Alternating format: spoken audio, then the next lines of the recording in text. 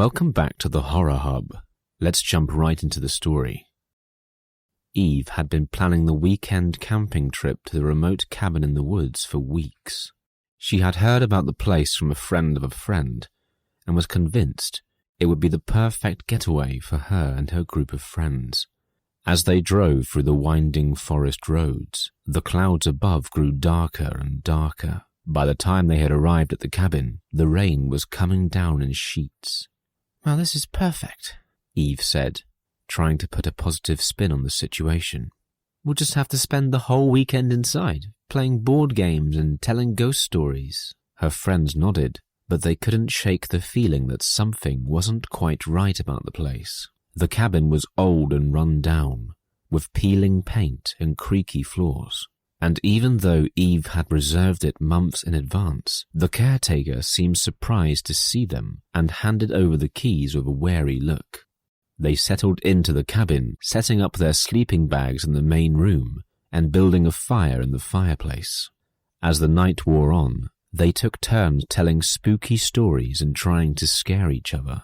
But despite their efforts to have fun, they couldn't shake the feeling that they were being watched. The next morning, they woke up to find all of their phones and radios were dead. The cabin was completely cut off from the outside world.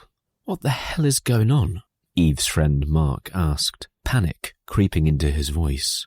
"This isn't normal. We have to find a way to get out of here."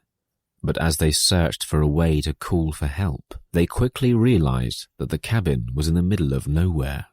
There were no other houses or cabins in sight, and the roads leading out of the area were impassable due to the storm.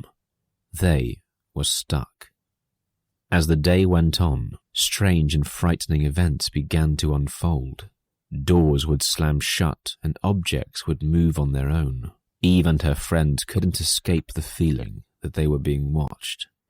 That night, as they huddled around the fire, trying to stay warm, they heard the sound of footsteps approaching the cabin. They froze, their eyes wide with fear, as the door burst open and a figure dressed in all black stepped into the room. "Who are you?" Eve shouted, her voice trembling. "What do you want?" But the figure didn't respond.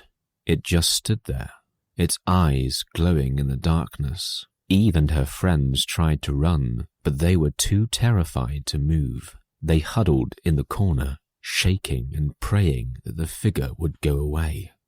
But it didn't. It just stood there, watching them.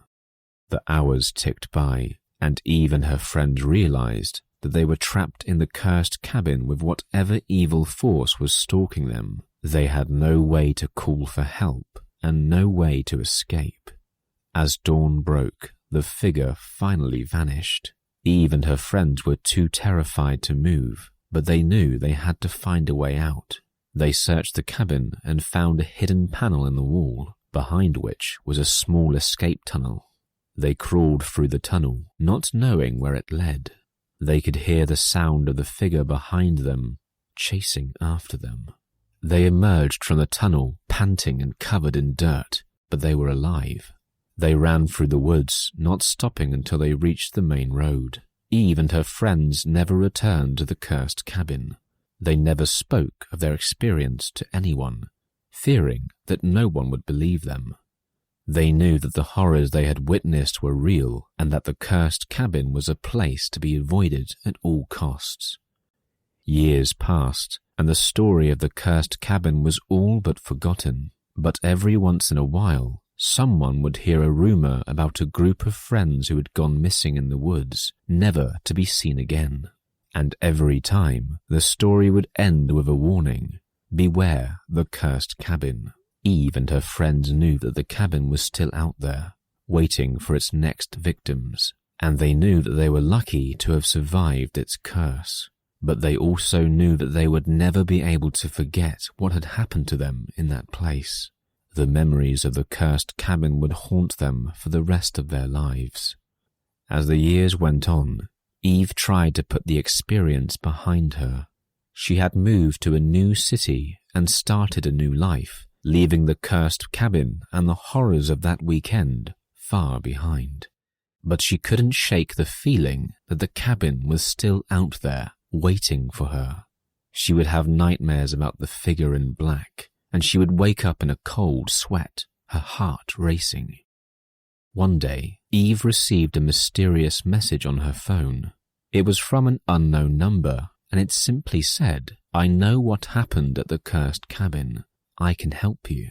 Eve didn't know who the message was from or what they wanted, but she knew that she couldn't ignore it. She had to face her fears and return to the cabin once and for all. She packed her bags and set off on a long journey back to the woods. When she arrived at the cabin, she found it exactly as she had left it, abandoned and run down. She stepped inside, her heart pounding in her chest. She could feel the presence of the figure in black, watching her from the shadows. But she didn't let fear overcome her. She searched the cabin, determined to find out what had happened to her and her friends all those years ago. As she searched, she stumbled upon an old journal hidden in a drawer. It was filled with the handwriting of the previous owner of the cabin, a man who had been driven to madness by the evil spirits that haunted the place. Eve realized that the figure in black was the ghost of the man, still trapped in the cabin, unable to escape its curse. She knew that she had to lay his spirit to rest and break the curse once and for all. With the help of a local spiritualist, Eve performed a ritual to cleanse the cabin and release the man's spirit.